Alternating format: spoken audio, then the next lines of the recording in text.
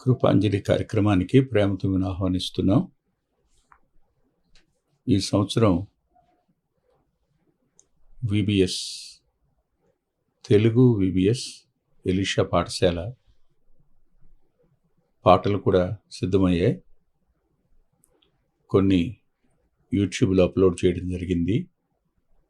ఎవరైతే మెటీరియల్ తీసుకున్నారో వారు యూట్యూబ్ ఓపెన్ చేస్తే మీకు సండే స్కూల్ పిల్లలకు సంబంధించిన విబిఎస్ పాటలు వస్తాయి. ఈ సంవత్సరం అంశం మిత్రుడు. బైబిల్లో మిత్రుడు అనే పదం ఎక్కడైనా ఉందా అని వెతకడం జరిగింది. కారణం ఏంటంటే ఓ పాట రాయటం జరిగింది మిత్రుని మీద. అది సరిగ్గా సొలొమోను కుమారుని కాలంలో అతడు మంత్రియు మిత్రుడును అయ్యుండును అని సొలొమోను యొక్క మిత్రుల్లో ఒకని గురించి రాస్తుంది. మిత్రుడు అనే పదం అక్కడ కనపడింది. దాంతో కాస్త ధైర్యం వచ్చి స్నేహితుడు, అలాగే నేస్తం, చెలికాడు ఈ పదాలు ఉన్నాయి, కానీ మిత్రుడు అనే పదం ఒకే ఒకసారి ఉంది. ఆ మిత్రుడు మీద మొత్తం 10 డివోషన్స్ రాయటం జరిగింది. ఆ పాటలు ఆశీర్వాదకరంగా ప్రభు తయారు చేయించారు. దానికి దేవుని కృతజ్ఞత చెల్లిద్దాం. ఇకపోతే జరగబోయే విబిఎస్ కార్యక్రమాలన్నింటి కోసం ప్రార్థన చేయండి. ఎండలు చాలా తీవ్రంగా ఉన్నాయి. ఇదివరకు 5 రోజులే పెట్టి ఆపేసేవాళ్ళం, కానీ ఇప్పుడు ఒక పూటే పెడుతూ 10 దినాలు కొనసాగించడం జరుగుతోంది. ఎండ వల్ల అన్నింటి విషయం మీ ప్రేయర్లో జ్ఞాపకం చేసుకోండి. ఆదికాండం 41వ అధ్యాయంలో లేఖనం ఇలా చెప్తుంది. 56వ వచనంలో ఐగుప్తు దేశమందు ఆ కరువు భారముగా ఉండెను అని. 57వ వచనంలో మరియు ఆ కరువు ప్రతి దేశమందు భారమైనందున.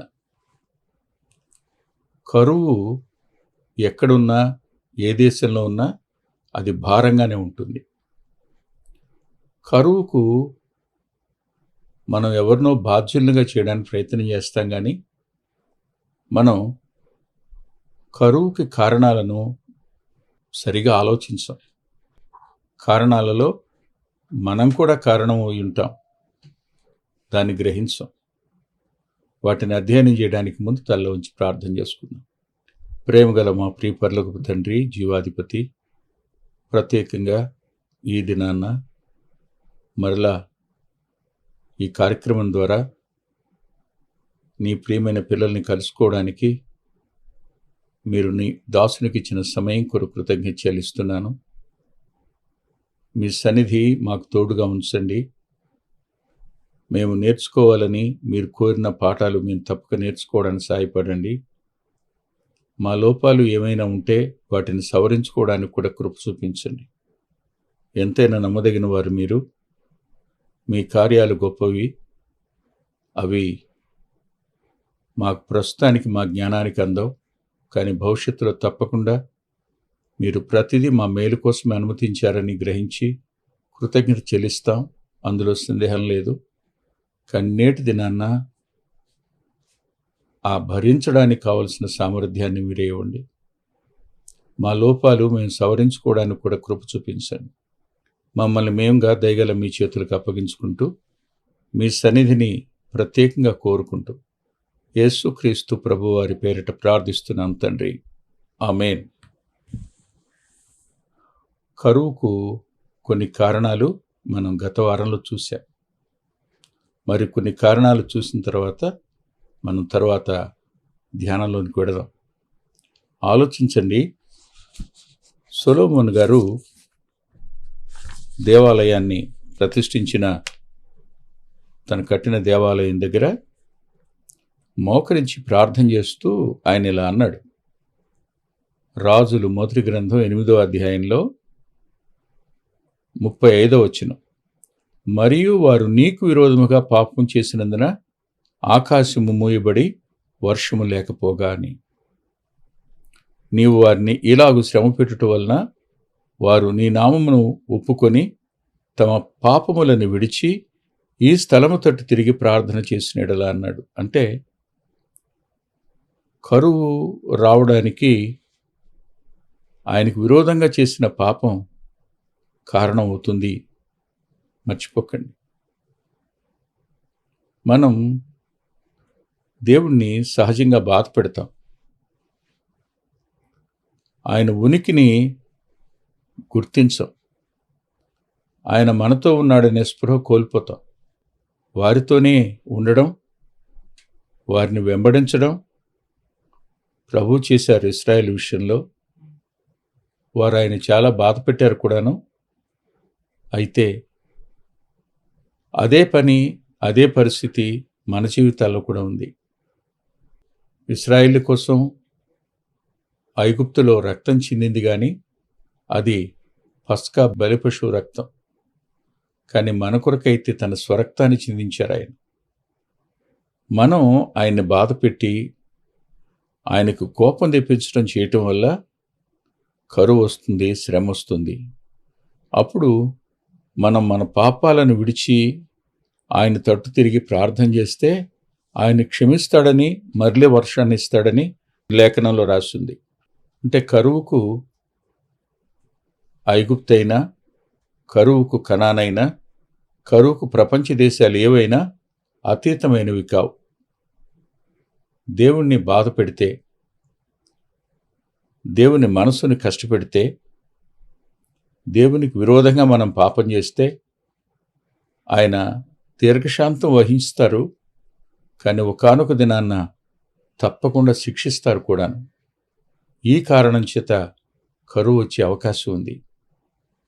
అంతేకాదు మరో మాట కూడా, మనం చేసే ప్రతి తప్పు దేవుని కోపాన్ని రేపుతుంది. అది మనం సరిగా గ్రహించం, సరిగా అర్థం చేసుకోం.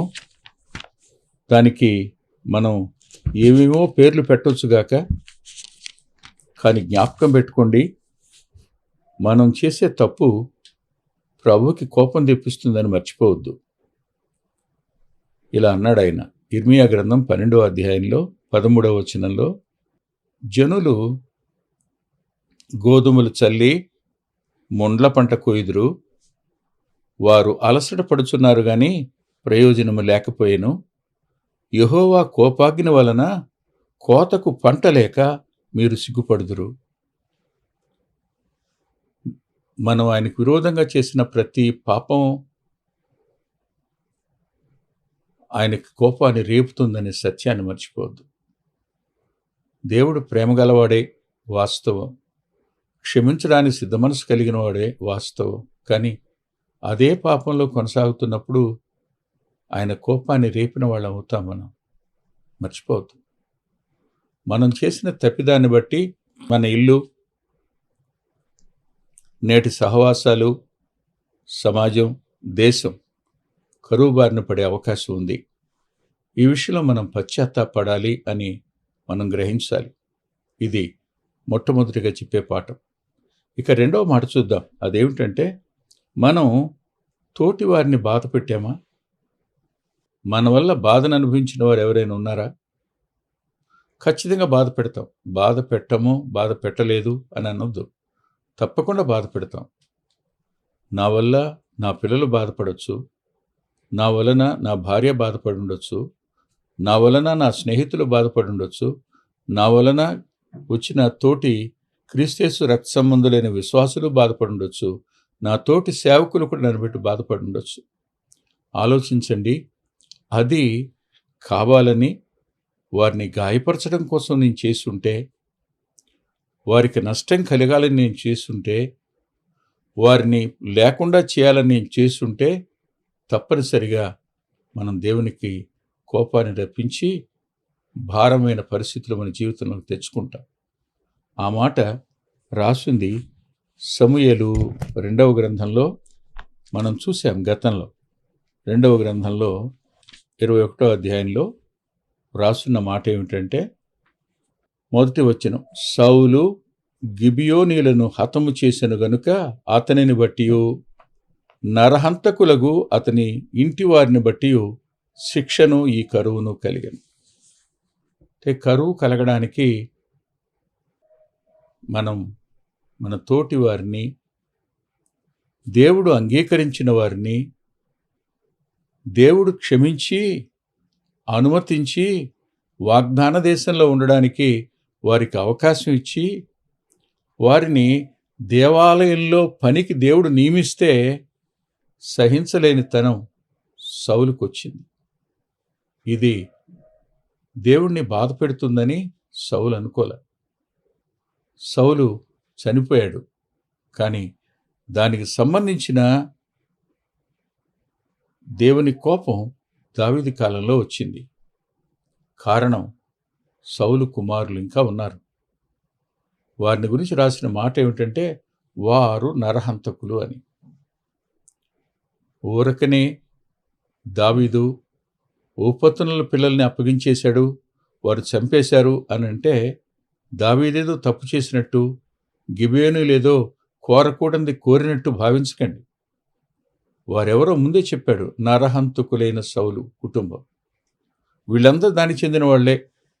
కాళ్ళు లేక దిక్కుమాలిన పరిస్థితుల్లో లోదెబారిలో మాకీరు ఇంట ఉన్న ఒక్క మెఫీబోషెత్ తప్ప. ఆలోచించిన ఒకసారి, దేవుడు అన్యాయం చేయడు, దేవుడు తప్పు చేయడు, దేవుడు పొరపాటు చేయడు. ఏదైనా పొరపాటు జరిగితే మన వల్లే జరిగి ఉండాలి. ఇది మనం గ్రహించకపోతే మనం ఎప్పటికీ ఇతరుల మీదనే నేరాన్ని మోపేవాళ్ళంగా ఉంటాం. ఇతరులను గాయపరచటం, ఇతరులని బాధ పెట్టడం, ఇతరులను నిర్మూలనం చేయాలని ఆలోచించేయడం, ఇతరుల సాక్ష్యాన్ని హత్య చేయడం, ఇవన్నీ దేవుని కోపాన్ని రేపుతాయి. మర్చిపోవద్దు. అది కాలం వెంట మనం కోసుకోవలసిన పంటే అవుతుంది. ఇందులో సందేహం ఇస్మంతైనా లేదు. మీరే ఒకసారి ఆలోచించండి జరిగింది ఏమిటో. సౌలు గిబియోనీల్ని బాధ పెట్టాడు. వాళ్ళు యెహోషువను మోసం చేశారు. యెహోషువ వారిని క్షమించాడు. యెహోషువ వాగ్దానం చేసిన కారణం చేత దేవుడు కూడా వారిని అంగీకరించాడు. అందరూ వారిని దేవాలయంలో కట్టెలు నరికేవారుగా, నీళ్లు తోడేవారినిగా, నీళ్లు పోసేవారినిగా పెట్టుకున్నారు. వాళ్ళు మీ మధ్యన ఉంటారని దేవుడు అనుమతించాడు. అలా అనుమతించిన వారి ఎడల బాధాకరంగా ప్రవర్తించిన సౌలు కారణం చేత కరువు వచ్చింది. కరువు ఎంత భారమైంది. పరిపాలిస్తున్న రాజు మంచివాడే దావీదు.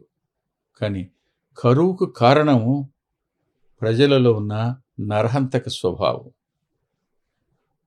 వారు నరహంతకులు, వారు ఇంకా బతికే ఉన్నారు. దావీదు వారు ఎవరిని నిర్మూలనం చేయలేదు. సౌలు సంతానాన్నంతటినీ చంపలా. సౌలు కుటుంబానికి దావీదు కుటుంబానికి యుద్ధం జరిగినప్పుడు సౌలు కుటుంబం అంతకంతకు క్షీణించింది, దావీదు కుటుంబం అంతకంతకు వర్ధిల్లిందని రాశాడు. దావీదు పక్షం వారు నిలిచారు, సౌలు పక్షం వారు మరణించారు. అందులో సౌలు కుమారులు ఇంకా మిగిలే ఉన్నారు. బహుశా వారిలో కక్ష, ద్వేషం, పగ ఉన్నాయి. అరే, బెన్యామీను గోత్రికుడైన షిమీలోనే అంత పగ ఉంటే సౌలు కడుపును పుట్టిన వారికి ఇంకెంత పగ ఉండాలి? ఈ నరహంతకులు పగ కలిగిన వారైన వారు అప్పగించబడేంత వరకు కరువు తగ్గలేదు. ఆలోచించండి. కరువుకు మనం దేవుని కోపం రేపటం ఒక కారణమైతే, రెండవది ఇతరులను బాధ పెట్టడం అనేది రెండవ కారణం. ఈ కరువు మనం గతంలో చెప్పుకున్నాం. కేవలం ఆహార పదార్థాలు లేకపోవడంలో వచ్చిన కరువు అనే కాదు, వాక్యపు కరువు కూడాను. ఒకప్పుడు వాక్యం చెప్పేవారు, శ్రేష్టమైన వ్యక్తులు ఉండేవారు, గనులు ఉండేవారు. నేను చాలాసార్లు ఇలా అనుకునేవాడిని. చాలా చోట్ల నిలబడే అవకాశం ప్రభువు నాకు ఇచ్చారు. భక్త్ సింగ్ అన్న వాక్యం చెప్పిన చోట నిలిచి వాక్యం చెప్పే అవకాశం ప్రభువు నాకు ఇచ్చారు. అదే రీతిగా ఏజే ఫ్లాగ్ గారు వాక్యం చెప్పిన చోట వాక్యం చెప్పే అవకాశం నాకు ఇచ్చారు. జాన్ కెనడీ గారు వాక్యం చెప్పిన చోట నిలిచి వాక్యం చెప్పే అవకాశం ప్రభువు నాకు ఇచ్చారు. నేను ఇలా అనుకున్నాను, అలాగే ఫాక్స్ గారు వాక్యం చెప్పిన చోట నిలిచి వాక్యం చెప్పే అవకాశం నాకు ఇచ్చారు. శ్రేష్ఠులైన దైవ సేవకులు వాక్యం చెప్పిన చోట ఈ తరంలో నిలిచి మాట్లాడుతున్నప్పుడు నేను ఎప్పుడు ఆలోచించేది ఏమిటి అంటే, వాళ్ళే ఉండుంటే ఇవాళ ఈ వింటున్న వారు ఎంత మేలు పొందేవారో కదా. వీరి దప్పికన్నా తీరుతుందా, వీరి ఆకలి కొంచెమైనా తీరుతుందా అనే బాధ ఉంటుంది ఎప్పటికీ. ఆయా స్థలాలకు వెళ్ళినప్పుడు వాళ్ళు చెప్తారు, పలానా సంవత్సరం ఇక్కడికి పలానా అన్న వచ్చేవారండి అప్పుడు మా దగ్గర నుంచి సైకిళ్ళ మీద కూడా సువార్తకు వెళ్ళేవారు. అవన్నీ జ్ఞాపకం చేసుకున్నప్పుడు ఆ తరంతో మనల్ని పోల్చుకుంటే మనం యోగ్యులం కాం. కరువుకు మనం కూడా కారకులమే. వారు శ్రేష్టంగా దేవుని చేతిలో వినియోగించబడ్డానికి మనం అత్యసరుగాను అంతంత మాత్రంగాను దేవుని చేతిలో వినియోగించబడ్డానికి మనమే కారకులం అయి ఉంటాం. లేదు, వాక్యం వినే ఆకలి మనకు లేకపోయిన ఉండొచ్చు. ఈ కారణాల చేత కూడా కరువు వచ్చే అవకాశం ఉంది. ఇక మూడో మాట చెప్తాను. కొన్నిసార్లు మనం తీసుకున్న నిర్ణయాలు కరువు కారణాలవుతాయి. తీసుకున్న నిర్ణయాలు కరువు కారణం అవడం ఏంటి అని మీరు అంటారా? సరే, నాతో పాటు మీరు రాజులు 2వ గ్రంథం దగ్గరికి రండి. రాజులు 2వ గ్రంథం దగ్గరికి వస్తే 2వ గ్రంథంలో మనకు 7వ అధ్యాయంలో కరువు వచ్చినట్టు రాసింది. 6వ అధ్యాయంలోనే కరువు వచ్చింది, 6:24 నుంచి. 7వ అధ్యాయంలో కరువు తీవ్ర స్థాయిలోకి వెళ్ళినట్టు కనపడుతుంది. కానీ దీనికి కారణం రాజునకు అంత కోపం ఎందుకు వచ్చింది ఎలీషా మీద? ఎలీషా ఇలా అన్నాడు, ఈ నరహంతుకుని కుమారుడు నా తల కొట్టివేయుటకు ఒకని పంపి ఉన్నాడని మీకు తెలిసినదా అన్నాడు. 32వ వచనంలో, రాజు 2వ గ్రంథం 6వ అధ్యాయం 32వ వచనంలో. కారణం ఏంటంటారు? ఒకటే కారణం చెప్పనా నేను. 6వ అధ్యాయంలో జరిగింది ఏమిటి? ఎలీషాను పట్టుకోవడానికి సిరియా సైన్యం వచ్చింది. కానీ వారిని అంధత్వంతో మొత్తాక వారందరినీ తీసుకుని ప్రవక్త షోమ్రోను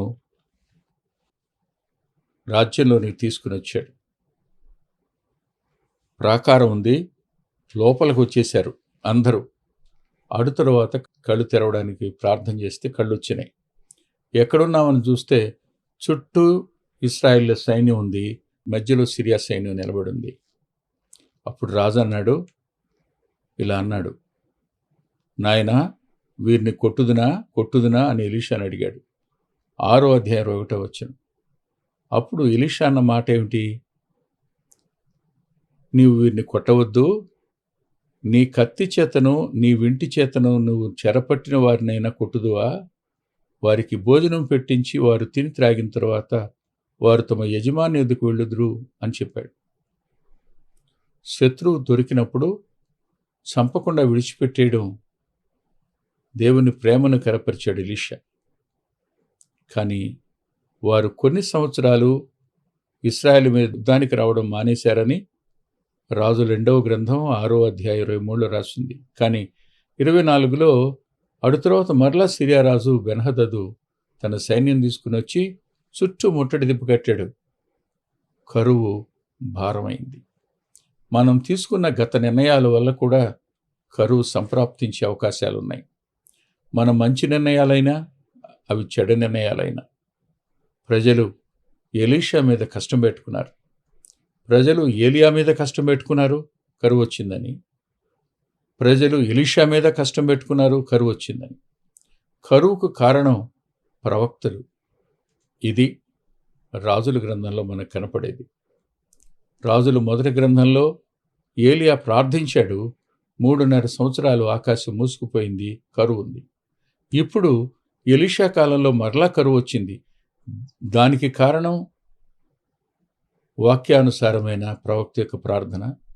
దీనికి కారణం ఎలీషా చూపించిన వితరణ, ప్రేమ, క్షమాపణ. ఆ రోజు వాళ్ళందరినీ చంపేస్తుంటే వాళ్ళు మళ్ళీ మన మీదకు వచ్చేవారు కాదు కదా, మన పట్టణాన్ని చుట్టుముట్టేవారు కాదు కదా అని అనుకుంటాం. అందుకే ఎలీషాను చంపడానికి ఒకరిని పంపాడు రాజకుమారుడు, తెలుసా నీకు అంటాడు. అంత కోపం. కానీ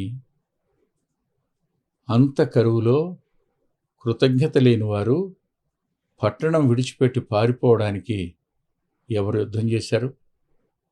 ఎవరు భయపెట్టారు?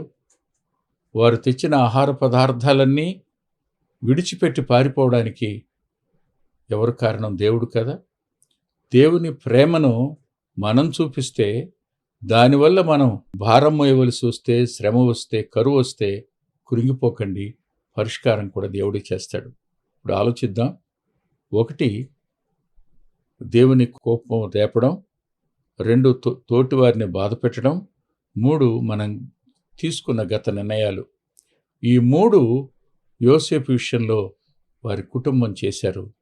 యోసేపు విషయంలో ఐగుప్తులో ఉన్న పోతీఫర్ ఇంటి వారు చేశారు. కానీ దేవుడు ఆ కరువులో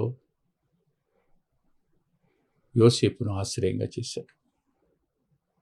నేడైనా యోసేపు కంటే శ్రేష్ఠుడు, యోసేపు కంటే ఘనుడు, యోసేపు కంటే ఉత్తముడు, ఉన్నతుడు, ఆశ్చర్యకరంగా ఆత్మీయ ఆకలిని తీర్చగలిగిన వాడైన ప్రభు పాదాల దగ్గరికి మనం వచ్చి ఆయన మనం స్వీకరిద్దాం. తల్ల వంచి ప్రార్థన చేసుకుందాం. ప్రేమగల మా ప్రియ తండ్రి, కృపగలిగిన మా దేవ, విన్న వాక్యం మా ప్రియుల అంతరంగాలలో కార్యం చేయనట్లు మీరే కృప చూపించండి అని, వీడోనని మీరు చెప్పిన వాగ్దానాన్ని నెరవేర్చి మీ నామానికి మహిమ కలుగు చేసుకోమని యేసుక్రీస్తు ప్రభువారి పేరిట ప్రార్థిస్తున్నాం తండ్రి. ఆమేన్. ప్రభుచిత్తమైతే వచ్చే వారం కలుసుకుందాం. అద్భుతమైన పుస్తకాలు అందుబాటులో ఉన్నాయి. అందులో అంత్యోక్ మినిస్ట్రీస్ నుంచి ప్రచురితమైన మీ ఆత్మీయ క్షేమానికి మేలు కలుగు చేసే పుస్తకాలు, మీ ఆత్మలను దేవుని కొరకై ఉజ్జీవింప చేసే పుస్తకాలు, ప్రభువులాగా జీవించడానికి ప్రేరేపించే పుస్తకాలను దైవాత్మ సహాయంతో రాయటం జరిగింది. పిల్లల కొరకై చిత్రీకరించబడిన 5 DVDలు అందుబాటులో ఉన్నాయి.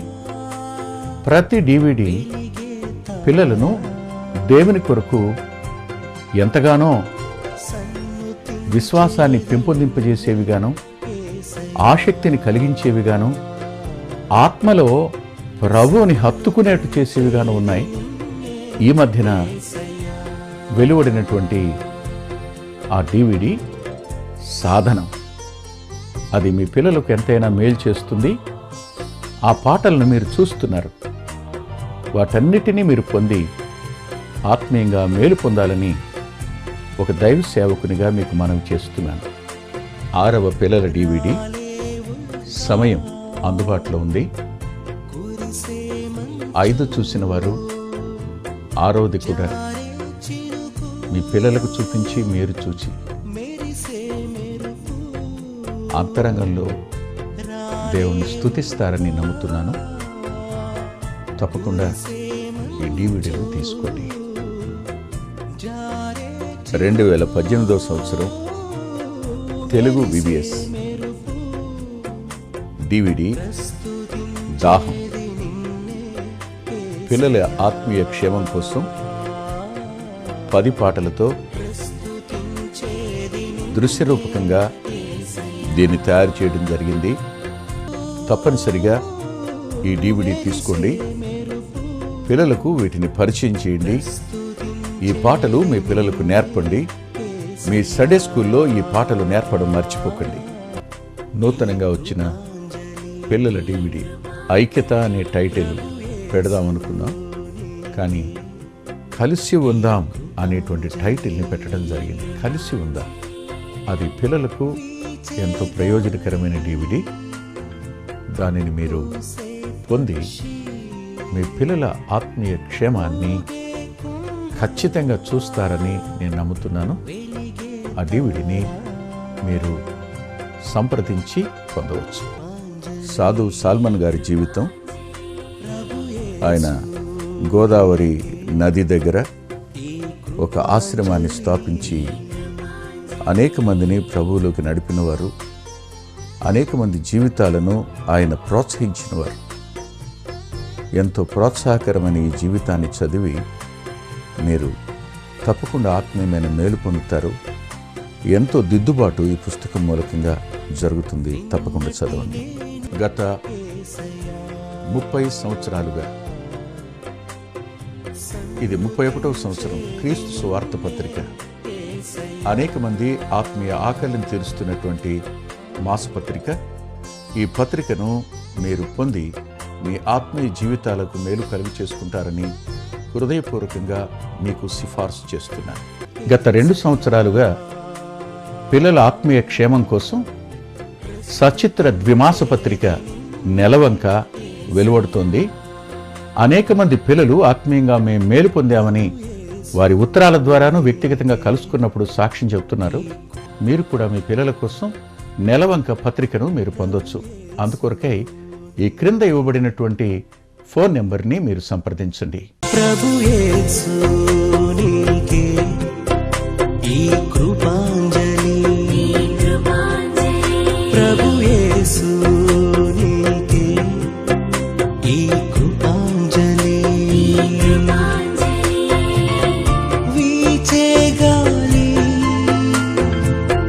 కూసే పక్షి,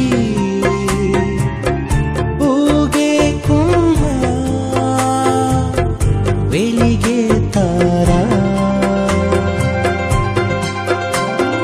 సన్నుతించేది నిన్నే. మా చిరునామా కృపాంజలి, బ్రదర్ పిల్లా వెంకటరత్నం, రామచంద్రపురం రోడ్, గుడివాడ, కృష్ణా జిల్లా, Andhra Pradesh. Our address: Krupanjali, brother Pilla Venkataratnam, Ramachandrapuram road, Gudivada, Krishna district, Andhra Pradesh. Phone number 9490504299 9490504299. రాలేవుగా కురిసే